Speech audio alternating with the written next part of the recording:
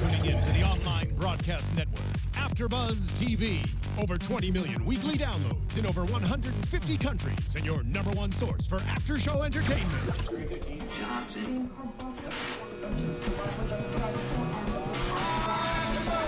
AfterBuzz TV, the destination for TV superfans. Producing after shows for over 300 of your favorite TV shows, interviewing celebrities and showrunners, and bringing you behind-the-scenes exclusives. All thanks to E! Entertainment's Maria Menounos, producer Kevin Undergaro, and internet leader Akamai.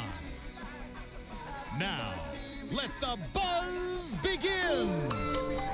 Hello, AfterBuzzers! Welcome back to AfterBuzz TV's Grey's Anatomy After Show. I'm your host, Marisa Serafini. Joining me, I have... Hi, I'm Tara Johnson, back after a really long absence. Welcome back. It's been a minute. Thank you very much. Happy to be back. Yes. Today we're doing Season 12, Episode 13.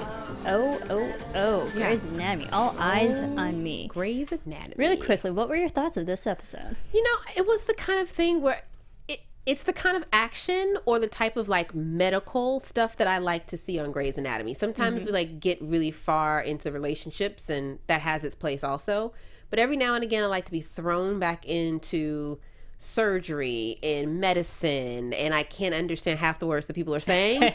But it's really very interesting. And it's like gory, and and it reminds you that they're really doctors and they're making changes and saving lives. So I like that part of it. Yeah, I liked how we actually had two medical cases that were like really high risk. Oh yeah.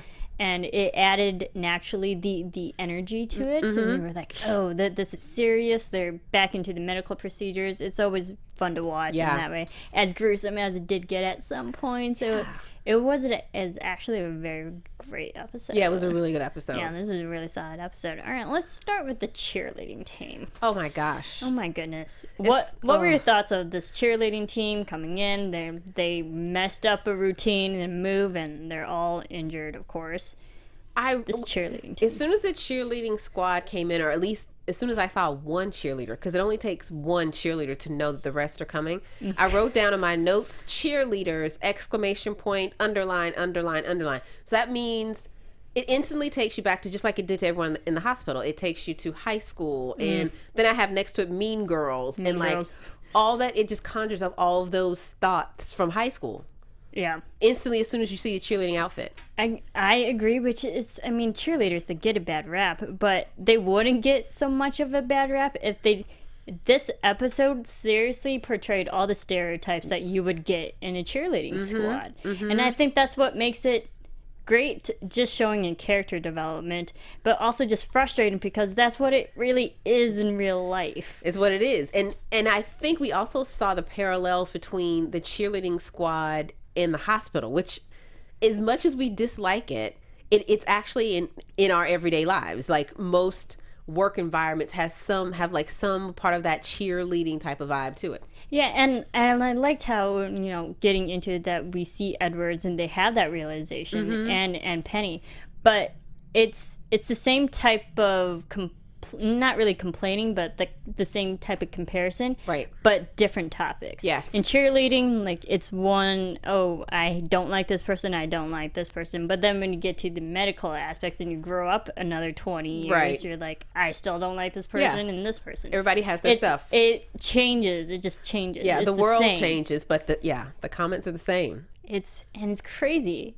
It's really, really sad that that's how it's still a theme that goes on in everyday life, no matter how old you are. But it's so shocking. Well, I'll keep that. I'm just saying it's so shocking to me that like people like to dress up in cheerleading outfits, like because it conjures up all of these type of different emotions of Mean Girls and like am I good enough? It makes you ask all these questions. You have the mean one who's the squad leader, Lisa.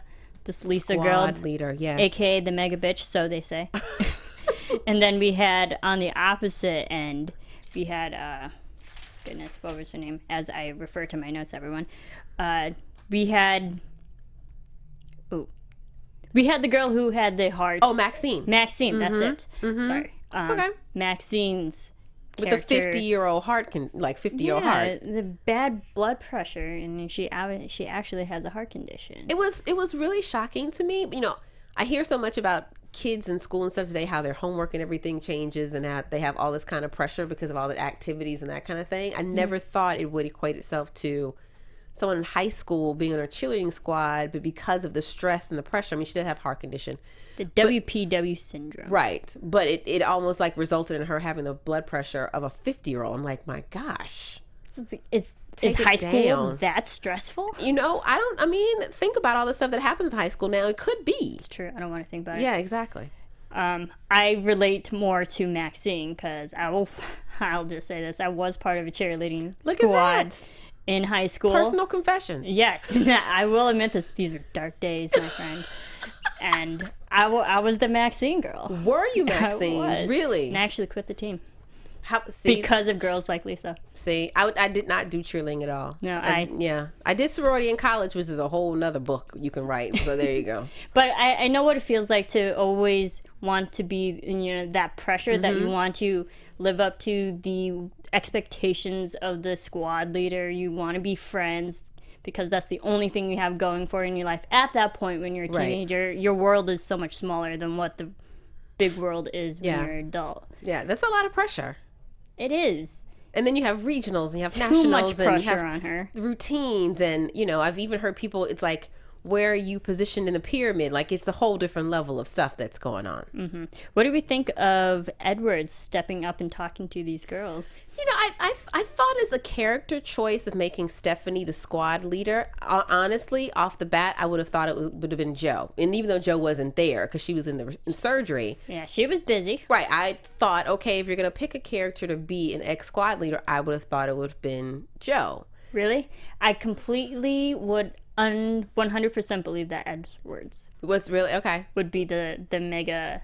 I don't want to say mega bitch, right? But the squad leader, because we know she is the one who will take initiative to get things done. That's true. Whether she does have to be mean at some points, but in the end, she gets what she wants, and so it actually makes sense that Edwards would be that person in high school. I wanted her to crack the whip faster, and I wanted her to do it meaner, and I wanted her to be more direct. Like, the approach, like, oh my gosh, like, we're gonna be a team now, like, didn't work for me in the beginning, and that's why the girls were like, whatever, chick, like, how dare you. But even when she set them straight, it was like, I wanted to see a little bit more. I'm not saying as a black woman I wanted to see her neck roll and all that kind of stuff. I'm not saying that, but I did want to. I wanted her to come a little bit more direct. But she got him in line. Lo and behold, by the time it was in, she got him in line. To the point where they actually were obedient and actually listening to her. It just kind of shows just how much Edwards realized that self-reflection, like, I used to be that person, I know how to handle these people. And Edwards really is an in charge. They're interns now, right? Is that what are they? They're interns now, right? No, I believe they're residents. She really is a take charge type of person. I mean, to handle Emilia and that kind of thing takes a lot of patience and strength and focus. So, she's like the standout kind of resident. So I get it. Yeah, I do get it. And I liked how it kind of just wrapped up with them that Maxine still, she survives at the end. But it actually got the girls on the same page and realized you are a team. Maxine's your friend. Don't stop being catty. Right. And you'll go to nationals and you're going to win. Yes. Let's go to nationals. Overall, it was just the depiction of a cheerleading squad. That's how you control them. You watch this episode. Get it? Yeah. Figure out how to control them. Watch this episode. Okay, so speaking of someone who you can't control, Warren. So shocked by that. What? So shocked by that. But I felt it coming. Like, there was all these themes in this episode, which I'm sure we'll talk about advantages. Like Alex was talking to Maggie about, here are the things that you seem to care about, we don't care about, kind of thing. And then you had Stephanie who was talking about, Warren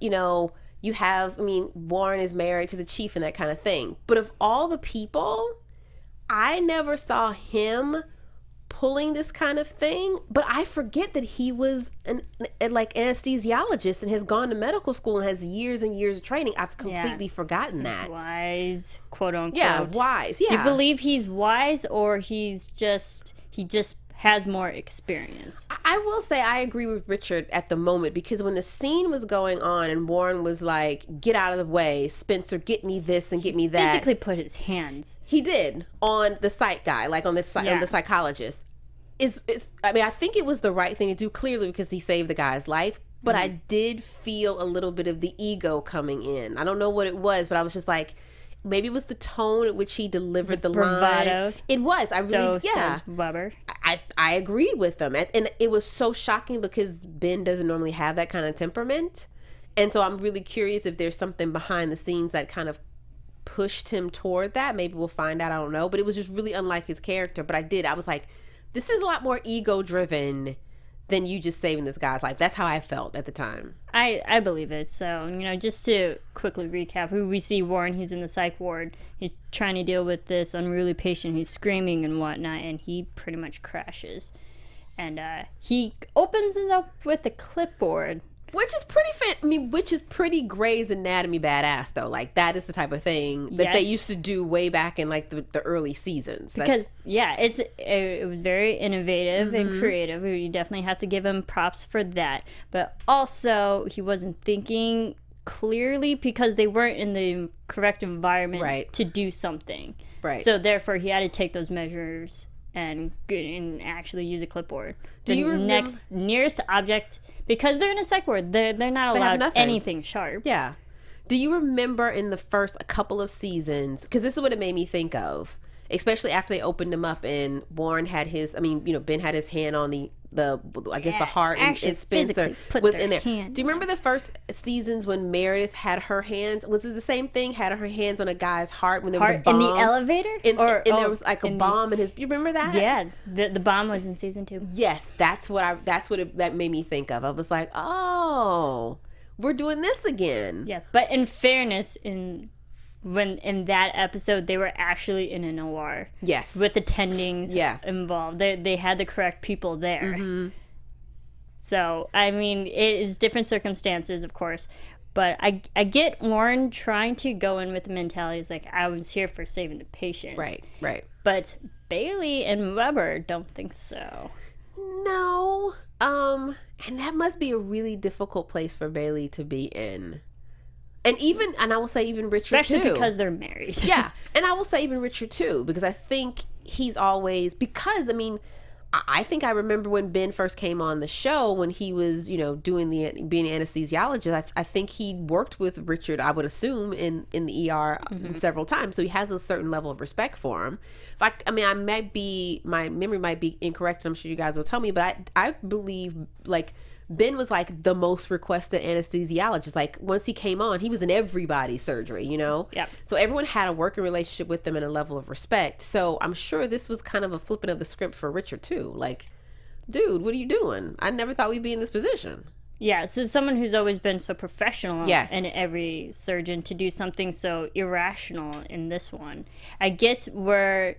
you've already established a professional relationship, but to see someone do something completely opposite, I get why they were upset.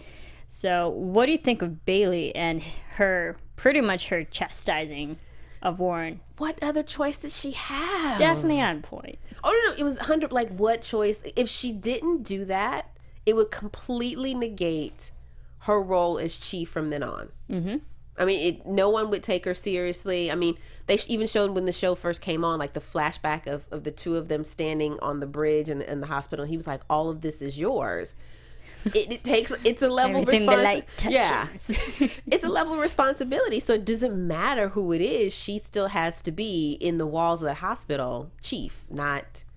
Yeah, she can't Warren's give her husband special treatment. Nope. No, she can't. But I loved her because she wasn't really yelling, but it still got the message across. Like, totally. You can't do that. Yeah, you're my husband, and I'm frustrated with you because you know better and you are better. Right. So I liked how she went in with a understanding from a chief perspective. Yeah. Like, no, you can't do that. You're still going to be suspended. Well, I think it bothered her more because it, like you said, it was her husband, and it's like.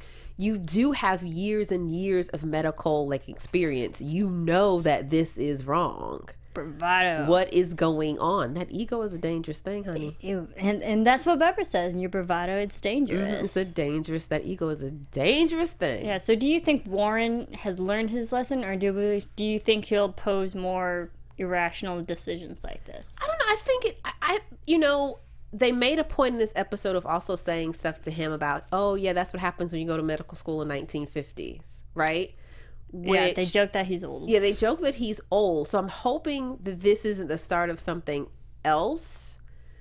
I'm hoping this is kind of a one-time thing. It was just so different and kind of random that I hope it's not the start of something else, because he's an older resident with tons of experience. His wife is now chief. But that doesn't make him wiser. It does not make him wiser, but it puts both of them in a really awkward position. Yeah. So I hope, we do need a little bit something with Bailey this season as opposed to her just being chief. So maybe this is the start of some drama and tension for the two of them, because we need a little bit more than her, more from her. Yeah.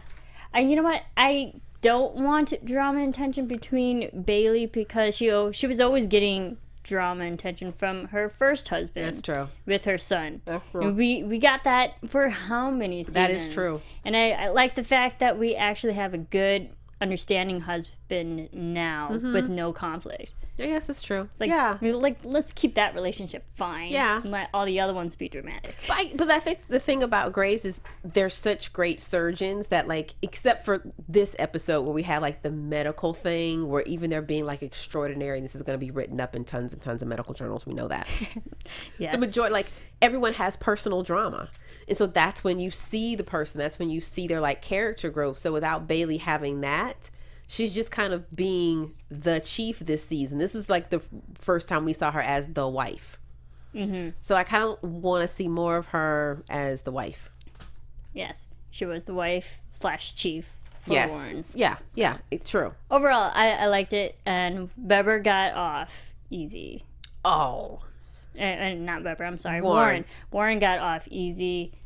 And they kept saying, you got lucky. You got lucky. Because if that patient died, then that's a lawsuit like no other. And if it was back in the day when Bailey was being like, handling Meredith when they were interns and she was their chief resident or whatever, who knows what she would have done to them. Do you remember those? Yeah. They called her the Nazi. Yeah, they called her the Nazi. 3-day suspension, take that, go home, get some sleep, think about what you did, because you got off real easy. That was a slap on the wrist. Stop joking. Nothing compared to what she would have pulled. Enough for him to learn his lesson. I hope so. Let's hope. I hope so. And he better rub her feet and wine and dine her those 3 days. That's what he better do. For sure. Just saying. For sure. All right, let's get to the Dream Team. The Dream Team. The big patient episode and the storyline of this episode. The Dream Team, consisting of Meredith, Bailey, Joe, Jackson, and Kelly. Kelly played a big role in this because this is obviously her surgery. Mm-hmm. I loved this story. Yeah, I love this story, and I loved it for her. I like Callie in this kind of position because she is such a brilliant surgeon, and before this show and before her character came on, like, my sister's a physical therapist, so I've heard of orthopedic surgeons, but all you ever thought they did was like knee replacements and that kind of thing. Like, she makes ortho really sexy, and I've never seen like an orthopedic surgeon so passionate about bones and breaking things and all that kind of stuff. So it's very cool when she gets a chance to be like bionic woman and build somebody again. For sure. It's always cool. It's very cool. It's very cool. So they actually have a patient, 35-year-old, who's suffering from osteosarcoma. And they have to actually go to Bar Medical. So it's in a quote-unquote away game. Away game. I like this. We actually had to take a team away to another hospital, had to deal with the other doctors there. Mm-hmm. So they quickly meet Kurt Morgan. Sorry, not Kurt Morgan. All these names. Yeah, I know. Everyone. Colonel Miller and Captain Vaughn and Major Thorpe. Ooh, Major Thorpe. What do you think of Major Thorpe? Ooh, Major Thorpe. Because he was Sergeant Carson. He was the patient. He was the surgeon. Yeah. Who's been working with this patient forever. Known him personally. Mm-hmm. What do you think of Major Thorpe? Do you think he was in the right place saying you guys are not the Dream Team, very concerned for his patient? I mean, I'll be be very honest. When he first was on this, when he first came on the scene, I mean, first I thought he was gorgeous. Like, he's hot. Yeah, like, I'm just sorry. I just got to say that. But the way he was talking about the patient, I'm glad they gave some backstory. I thought they were a gay couple. Really? I did. I really thought they were a gay couple, just because of the fact that how passionately he was talking about them in the military and that kind. I was like, oh my gosh, we're gonna come out that this is like a undercover gay couple, which it didn't come out that way. Didn't even cross when my I mind. was watching, I was like, wow, he's really passionate about this guy, and they've known each other. Like, I didn't know. He's totally hot. And I just had to say that again. He's very attractive. But I appreciated the fact that he came in, because you're right. This is an away game. So you're going to the home team. You're going on someone else's turf. So, and what he said about you're popping in. This is a person I know. This is a patient who I've been working with. And you're going to like fix him, and you guys are going to become big superstars. Then you're going to get on your plane and you're going to go back home. And I'm going to have to follow up. Right. Not follow up. And this guy has a life. Like, you're promising him a life, but you're not going to be around to make sure he gets it. I'm going to be that person who has to pick up the pieces when this doesn't go well, or every day of his recovery. When you're putting a leg in the middle of his body, I thought he was out of line, but appropriately out of line, if you can possibly say that, Okay. Because they came like, if they would have had correct sound effects, they came bursting through that door. Like, the door should have opened with slow motion, and it should have been like this music, and the wind should have been going through their hair, because they really did walk in like they were a dream team. Like, dream team with ego? Yeah, totally. And then he was like, wait a minute, let me just bring you back to reality. It's what rein you're it really in. doing. Yeah, rein it in, and let's talk about reality and what you really can do. Mm-hmm. I thought it was appropriate. I mean, after a while, you got to back off, and I love how Jackson was like, hold on, let's take some steps back. But I thought he was coming in. He was like, can you even really do this? I mean, what are you doing? You're just trying to showboat here, and we have to pick up, like, this is a real guy's life. Because in the previews from last week's episode about this week, they obviously already played it up that Major Thorpe was going to be the problem, but he actually wasn't. No. And I'm kind of glad that they kind of threw us off with that preview. Thanks editing. But I actually liked Major Thorpe because I completely understood his perspective. Mm-hmm. They have a military background. And I've never been in military or any type of army situation like that. But that it's very about, like, relationships and building friendships and strong brotherhood. Right, and not leaving that person behind. Exactly. Like, everybody coming out as great as possible. Camaraderie with, someone. So, like, I completely understand Major Thorpe having a long-time relationship with his patient, mm-hmm. making sure that everything goes well. And, of course, he's always going to question any strangers coming in with all this ego, be like, hey, we can do this. Yeah. After one drive run. And if someone had come to the hospital with Bailey and everyone, they would have done the same exact. Like, you mm-hmm. can see Jackson going off on somebody else to come walking into his hospital, claiming they can do a great surgery with one of his longtime patients. Every single one of them across the board would have done the same thing.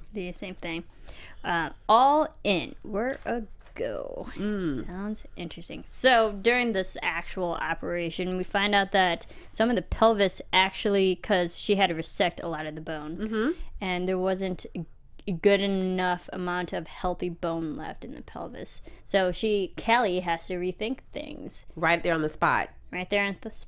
And the team, now you even saw, and I think this is just testament to Sarah Ramirez's acting. She's brilliant. You only saw it in her eyes, like just the concern the whole time, even from the beginning, the get-go. Yeah. You can tell she was nervous about this. Right. I mean, she should be. It's a huge They surgery. just did one dry run. That was it. Right. And now they're actually going to do it again in the same night. Mm-hmm. That is very risky. Very risky. But I think she's such a great actress because she's able to hold it together and be really strong at the same time showing her vulnerability. Because mm-hmm. at the flip of a dime, when she was like, Meredith, I need to see you outside for a second.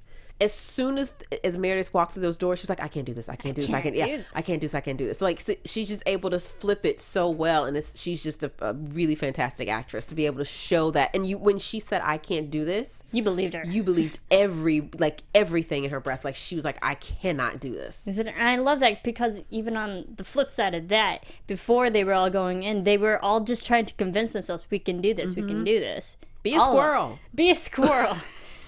They even had a praying session. I love Miranda during this.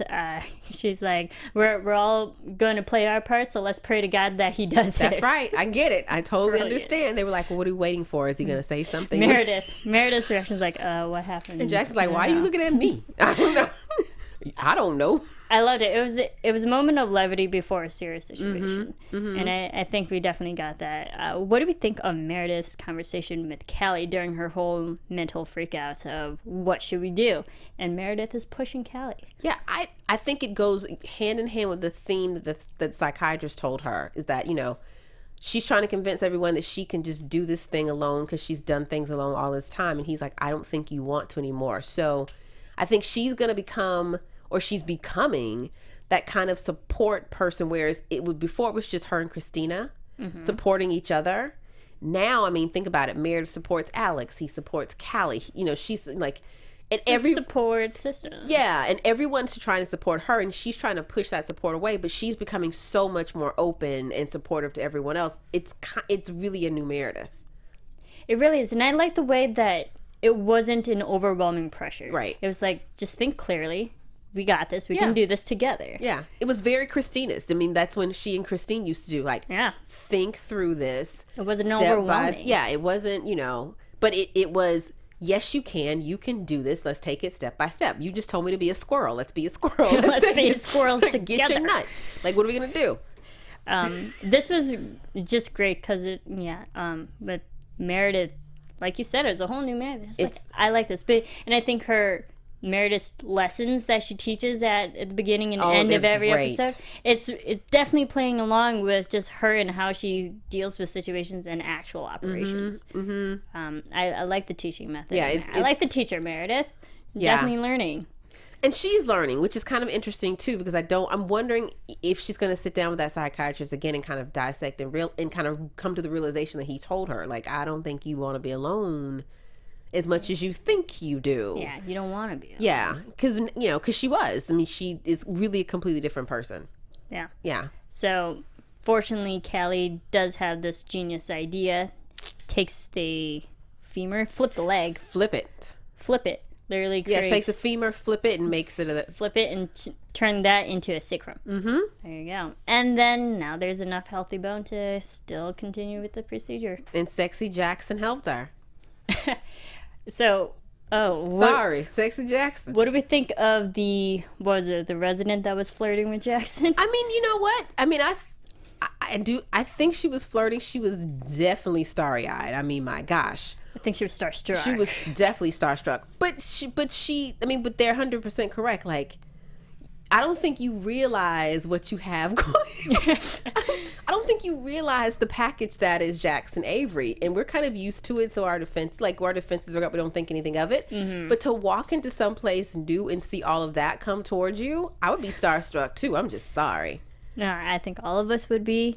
Let's be real. It's just an amazing thing. It was just interesting how they played that up, but it never went anywhere. Yeah, and I don't think the girl who was flirting even walked out. Right. Like, okay.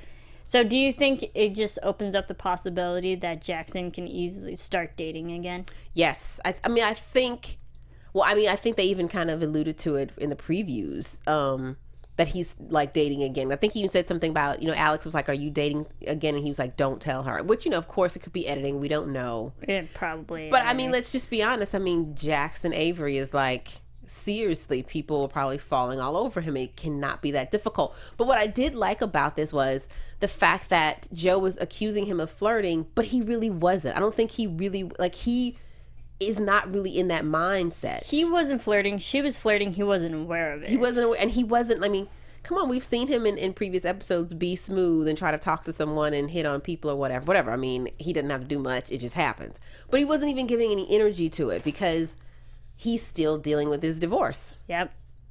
So, I think it was just a potential possibility. Yeah, he might be dating. If he wanted to, please, she would have totally been open to it. But he just wasn't even there. He was there to do a surgery and there to do a job, and that was it. But what do we think of Thorpe flirting with Meredith, trying to get her number? I kind of... A part of me was like, maybe this is what you need to do, Meredith, kind of get out there again.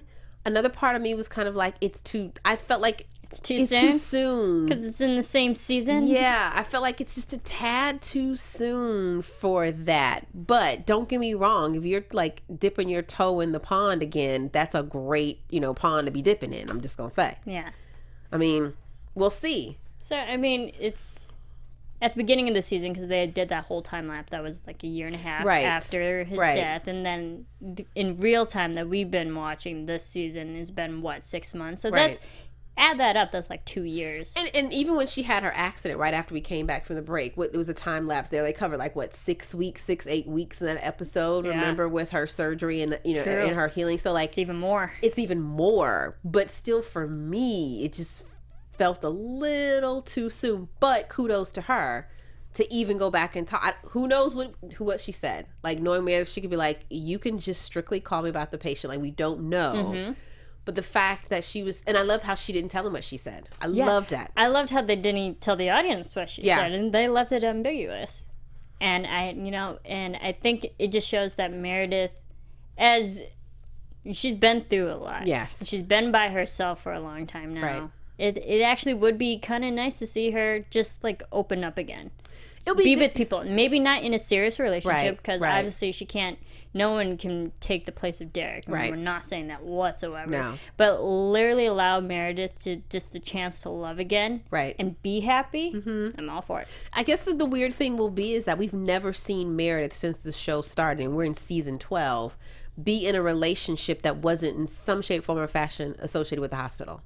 True. Because even when she and Derek were broken up, they were not broken up. Well, she did date the veterinarian. But even still, the time that, she did still date the vet, but at the time, Derek was still around. Yeah. Do you know what I mean? So if they're going to bring this doctor in, of course, it's Grey's Anatomy. Thorpe can be a surgeon at the hospital next week just because, look at Riggs. You can get privileges and be at that hospital in no time.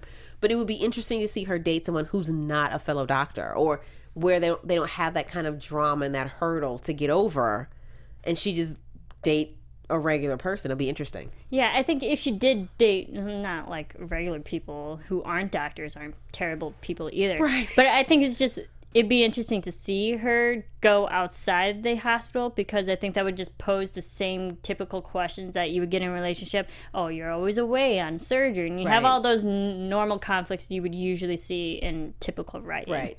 So I like the fact that she actually does date within the hospitals, because we don't have those conflicts to already get over. Yeah. And if she dates within the hospitals, kind of everyone knows the story, because can you imagine her going on I can imagine them doing a series in Grey's Anatomy where she goes on these first dates and they're asking her about her history, and she just goes she does a psychiatrist.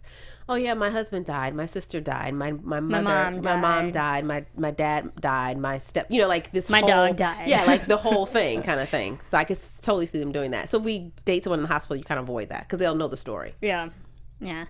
Okay, so I think it'd be interesting if we see Thorpe again.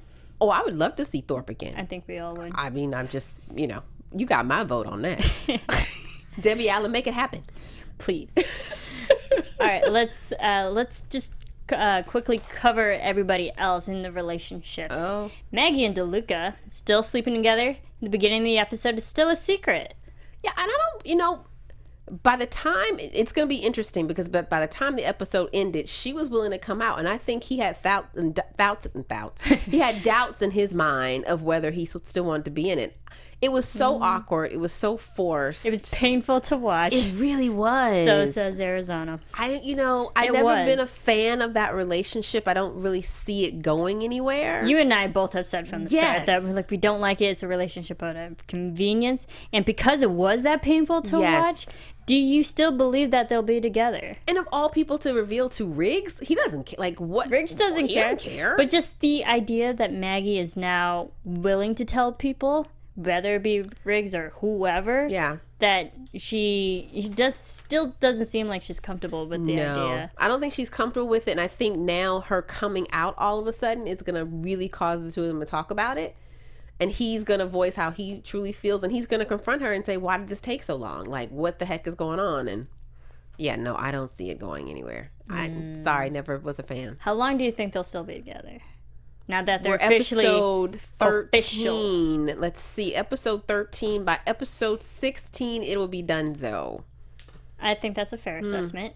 Episode 16, we be done. Say at least before the end of the season. Oh, definitely. Something has to happen. But actually, maybe this goes to news and gossip, but maybe we'll save that for later. Okay. It's about Maggie and Duluth. Oh, okay. Okay, so let's get to Emilia and Owen. Emilia and Owen, they want to go on an actual date, but we still didn't see it. We didn't see it, and this one isn't comfortable for me either because I think so highly of Owen. I think he's such a sensitive, great guy, and I'm still so conflicted with Emilia because she's never been my favorite character. And I know Owen is the kind of character I think who needs something. I mean, think about he and Christine, he needs something or somewhere or companionship. Yeah, he needs something to put that energy because he's this great supportive type of guy. I don't know. Do you think he's codependent? Possibly, because I think his character is such a giving soul to do all those tours, He needs someone to help. He needs someone to, what we call him is Captain Save Him. He's kind of a Captain Save Him. Yeah. And definitely, don't get me wrong, Emilia needs saving, but she also needs to get back on her own 2 feet. So the two of them don't mesh together. That doesn't mesh well for me. I still like them together. Do you? Maybe I like relationships that are doomed. But I know, because I say it every episode, I root for Emilia because I feel for her. And I like how they are literally starting over. Right. Just dating. You don't need sex involved. Right. Just literally start clean. And Emilia needs that more so for her sake than Owen. That's true. Maybe with this clean start, it'll be a different dynamic. But he is Captain Save Him. I'm going to send him a t-shirt. Captain Save Him. Captain Save Him. He's Captain Save Him. So will Owen save Emilia? I think it's inevitable. I think he tries. I mean, he did it with Teddy. He did it with Christina. I miss Teddy so much. It would be great if Teddy came back. I loved Teddy. To be honest, I cried when she left. I legit cried, you guys. It would be a perfect time for Teddy to come back and Teddy and Owen to get together. How fantastic would that be? Yes. If Teddy came back, I actually, as much as I love Emilia, I'd be okay if Teddy and Owen got back together. It wouldn't even be a question to me. It would be a done deal. I'd be like, nope. It'd be like, sorry, Emilia. Right, sorry. First love. That's it. There you go. So first love wins. And the thing about Teddy is Teddy needed saving, but she also, because they shared that kind of tour, military kind of thing, they saved each other. So it was a little bit of a different thing. Oh. I had a brilliant, that I don't know if that came into prediction, but if Teddy comes back, because you got to remember who fired Teddy. Yes, it was Owen. Yes. So to make amends between that relationship, have Teddy come back and resolve the whole thing. Done. Brilliant. Done. Love it. Done. Love it. All right, writers. There you go. Get on it.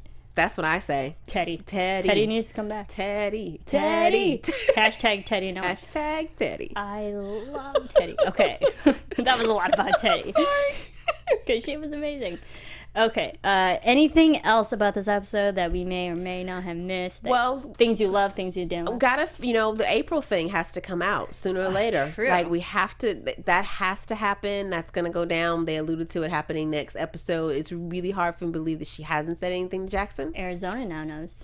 Alex knows. Alex smelled it on her, which is strange Apparently to me. when you're pregnant. Right, you have a smell. You give a vibe or something. But that's going to be a difficult one. I will also say I would like something for Arizona, except her being this random going out with Richard all the time. I would like to see something with her character. Weber at the beginning is find out about what?